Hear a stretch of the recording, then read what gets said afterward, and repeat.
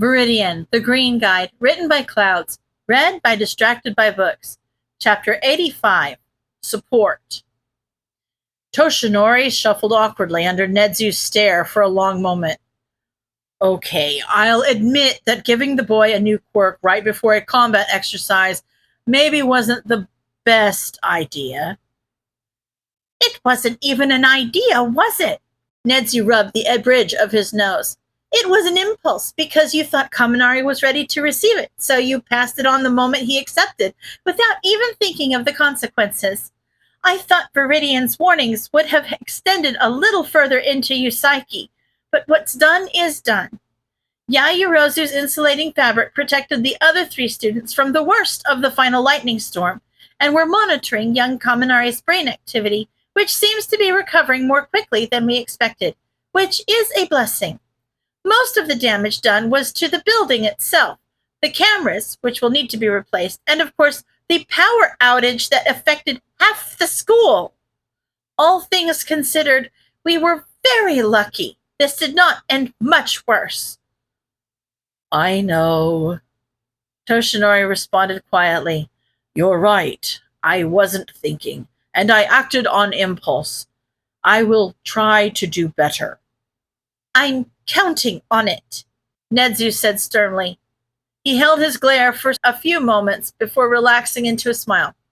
All that being said, Kaminari's control of One for All is extremely promising. With the exception of losing control at the end of the exercise, it appears that he used the extra power well, especially considering how he used it was unexpected. I just thought it would make his muscles stronger. Toshinori shook his head. I suppose it makes sense for it to strengthen his quirk instead, but... Before Toshinori could continue his sentence, the door to Nedzu's office slammed open and Aizawa strode in, looking distressed. He was careful to close the door behind him before freaking out. I'm sure you figured this out already, but Kaminari has obviously either been targeted by the villain factory or is actively working with them. How are we going to deal with this? Toshinori coughed up a bit of blood. What? Kaminari working with the villain factory? Where in the heavens would you get an idea like that? Aizawa looked at him like he was an idiot. Oh, I don't know. Maybe, just maybe, the fact that he showed up to class today with a suspicious new quirk. Come on, All Might. I know you use your fists more than your brain, but think about it for 2 seconds. Kaminari's quirk is electrification, not magnetism. Or it was before today, but that also explains why his quirk control was so poor this afternoon, when a few weeks ago it was exemplary. All that on its own would be bad enough, but Kaminari obviously has some sort of connection to Viridian based on their similar fighting style. So if the villain factory is actively targeting Kaminari, they are most likely targeting him as well, or worse, their whole connection could be a trap for the villain factory to get their hands on Viridian. In the worst case scenario, that Kaminari is actively working for All for One. Toshinori sighed in relief. He had almost panicked for a moment, thinking that he had been catfished into impulsively giving his quirk to a villain. But if the changes to young Kaminari's quirk were the only reason Aizawa had to suspect him, then they didn't have anything to worry about.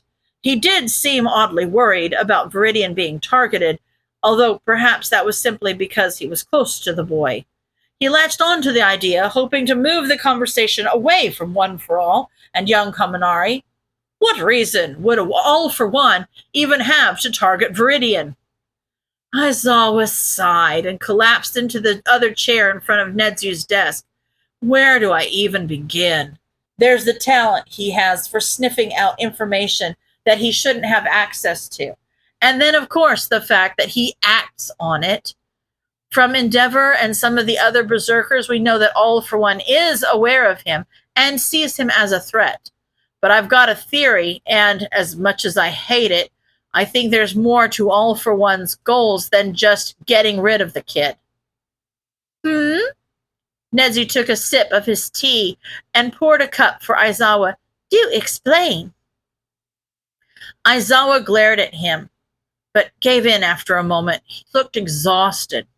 Well, We've never been able to identify Viridian's quirk, which means that it's most likely weak, passive, or mental. Normally, we could expect those quirks to be fairly common, but my most recent theory is that he has a very rare and most likely highly powerful passive quirk. At first, I thought it was just danger attraction because the problem child has an undeniable talent for finding trouble. But after the beach attack, I'm thinking it's more than that. He groaned and took a sip of the offered tea. You have to admit that with as good as the kid is at sniffing out danger, he's just as good at escaping it. For heaven's sakes, the kid became a vigilante with the goal of a villain killing him, and he failed spectacularly. Not that I'm upset about that, obviously, but the simple truth is that the kid should be dead by now, and he's not. The beach fight just makes that even more obvious. When I talked to Viridian after everything happened, he hadn't even known the bees were filled with anything, and he insisted that he hadn't been stung, which sounds impossible considering the shape the rest of us were in. Even getting to cover wouldn't have protected him from every single bee, and Queen Bee would definitely have targeted him if she realized he was trying to hack her hive. So the logical conclusion is that he was lying, or at the very least, hiding something extremely important. Aizawa heaved a tired sigh. If Viridian had a quirk that not only attracted danger but also provided him with a level of invulnerability to its effects, it would do a lot to explain how he survived this long. In the case of the beach attack, either his quirk prevented him from being stung entirely or simply prevented the poison from taking effect. If the invulnerability aspect of his quirk is a recent development, or if he doesn't fully understand it, it also might explain why he is so insistent that he cannot be a hero. According to a lot of the propaganda, heroes are supposed to prevent danger, not draw it to them like a magnet, and he most likely would have been bullied harshly for a quirk like that. It makes too much sense. And All for One would obviously be eager to get his hands on such a useful quirk. Nedzu nodded. Well, that is concerning. With such a quirk, All for One could make himself practically untouchable. Not that he isn't already. But yes, I can see why he would want to get his hands on Viridian, even if the boy didn't make a habit of meddling in his plans. Are you sure of this, Aizawa? About as sure as I ever am about anything to do with Viridian. Aizawa huffed. So, not at all. But don't think I don't see what you're trying to do. Viridian might be involved with all this, but he's not the problem child we're talking about. What are you trying to hide, All Might? Nothing, Toshinori answered, probably a little too quickly. I simply think you're overreacting. This is probably just a natural mutation. They're fairly common, and quirks do develop oddly sometimes. Aizawa looked at him incredulously. Yes, when kids are little, or after highly intensive training, not randomly in the middle of class, and especially not when we know there's a supervillain on the loose who has figured out how to give people multiple quirks. Don't be an idiot, All Might. Now, Aizawa, Nedzu said gently, I'm sure everything will work out fine. There's no need to lose your temper. And All Might, Aizawa is actively involved in the villain factory case, which by extension means he is also involved in the All for One investigation. In addition, he is young Kaminari's homeroom teacher and would most likely be able to help him. So I believe that in this particular case, openness and honesty are likely the best course of action. Don't you agree? So you do know something, Aizawa accused. It's bad enough that Viridian somehow figured it out, Toshinori muttered. It's dangerous, and I really don't think increasing the number of people involved will... Let me get this straight, Aizawa growled. There is a secret that is apparently so dangerous that you're actively trying to limit the amount of people who know it, even if those people should know. But at least 2 literal teenagers are knee-deep in it with, correct me if I'm wrong, practically 0 adult supervision? I Uh, Toshinori deflated slightly. I guess I hadn't thought of it quite like that. Aizawa's glare hardened a little more. Start talking.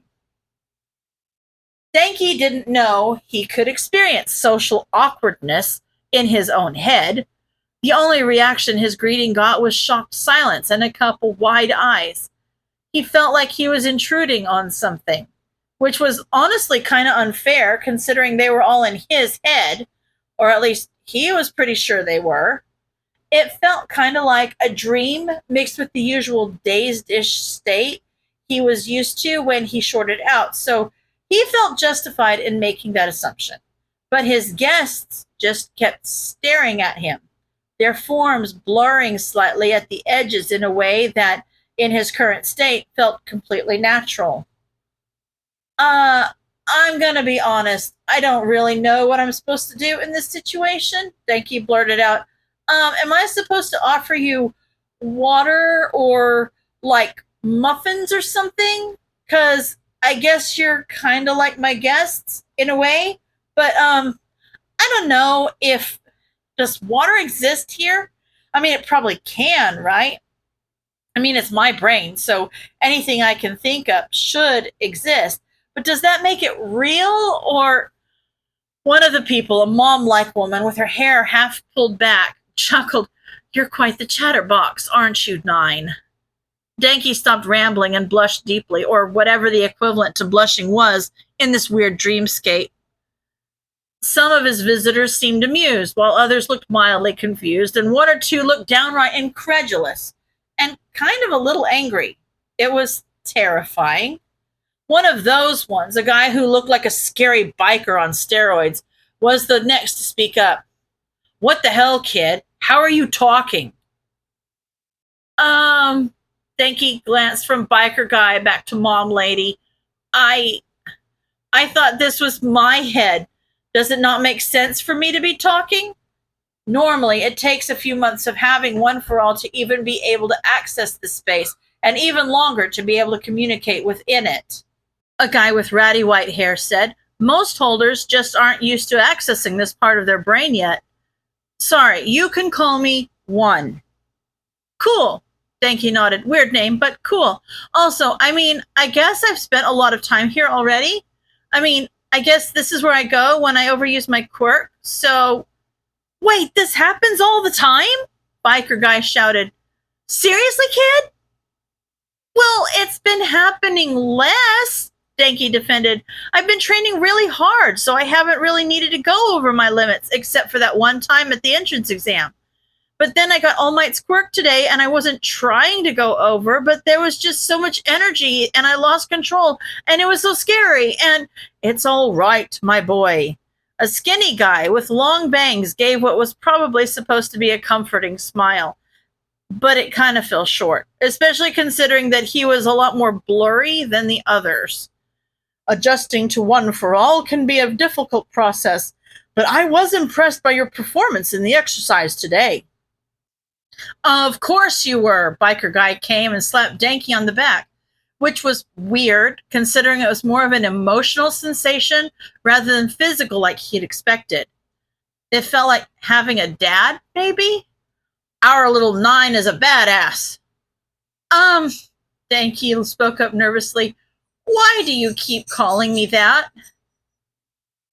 You're the ninth holder of One for All, a guy who was dressed like a knockoff Best Jeanist said. I'm the sixth holder, so you can just call me Six.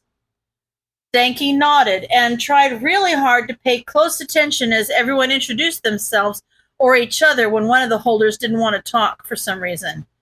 Biker guy was 5, apparently mom lady was 7, and skinny dude was 8. It was all very confusing. Wait, back up. Denki waved his hands around. But I thought you said I'm 9. One nodded. You are. But then who's he? Denki gestured frantically to the skinny guy that had introduced himself as 8.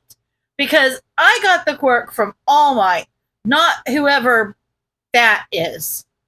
To his surprise, that made 7 snort. That is All Might, kiddo. You see what happens when you flex too much, Pipsqueak? 5 pulled 8 into a headlock and messed up his hair. Your own successor doesn't even recognize you. I apologize? 8, All Might said sheepishly, trying to fix his hair with limited success. I try not to show my weakness to the world, and this form isn't really all that bad, all things considered. 4 spoke up softly, but whatever. That's not why we're here. Thank you raised his hand. Why are you here? Like, I get that you're part of One for All and you're the past holders and all that, but why? One side. It's just part of how quirk transfer works. When someone's quirk is pulled out of them, they leave an imprint on it that doesn't go away. Just like your quirk is part of you, you are part of your quirk. Danky nodded, trying to keep up. So you're all, what, ghosts? 8 coughed. No, I am fairly certain I am still alive. Not if Nedzu has anything to say about it, 7 scolded. Seriously, Toshi? Right before the combat exercise? We're more like shadows, 1 interrupted. Vestiges that encapsulate who we were and still are, I suppose, just in a different way. We're the leftovers, kid, 5 shrugged, and you're stuck with us, so as long as you're all special and able to talk, we may as well get to know you. Yeah, kiddo, 7 smiled kindly. Tell us about you. End of chapter.